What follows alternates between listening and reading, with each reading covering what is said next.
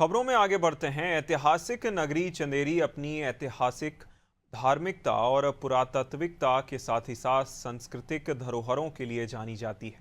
इस चंदेरी में 29 जनवरी 1528 को ऐसा ऐतिहासिक प्रसंग घटित हुआ जिसने राजपूत शौर्य और बलिदान को अमर कर दिया।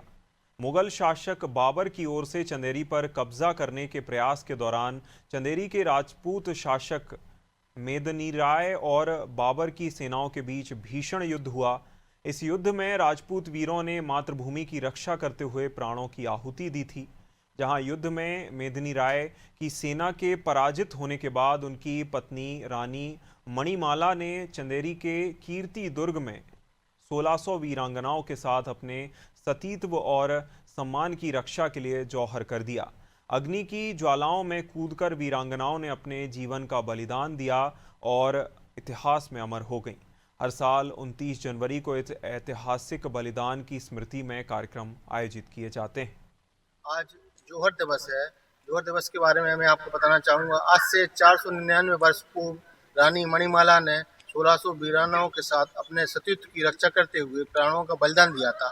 इस संबंध में ज़्यादा जानकारी जानने के लिए हमारे सामने मौजूद हैं इतिहासकार डॉक्टर अविनाश जैन जी। आपका बहुत बहुत स्वागत है चैनल पर।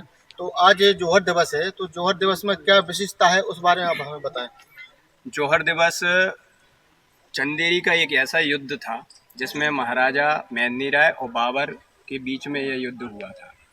1528 जनवरी लगभग 26 तारीख को यह युद्ध प्रारंभ हुआ था। 26, 27 और अंतिम युद्ध जो हुआ है वो 28 तारीख को हुआ है।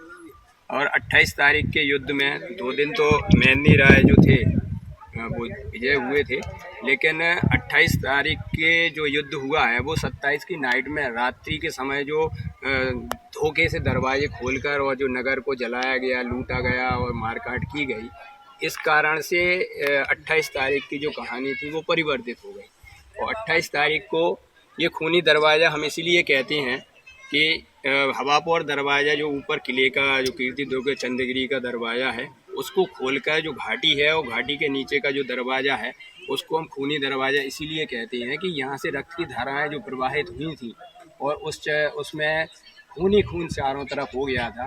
जौहर जो है ये भारत की कोई वैसी कुप्रथा नहीं है। जौहर जो है ये अपने स्वाभिमान और बलिदान की कथा है, क्योंकि विदेशी आक्रांताओं ने जब जब यहाँ पर आक्रमण किए हैं तो अपने सतीत्व की रक्षा छत्राणियों ने, वीरांगनाओं ने जौहर किया है।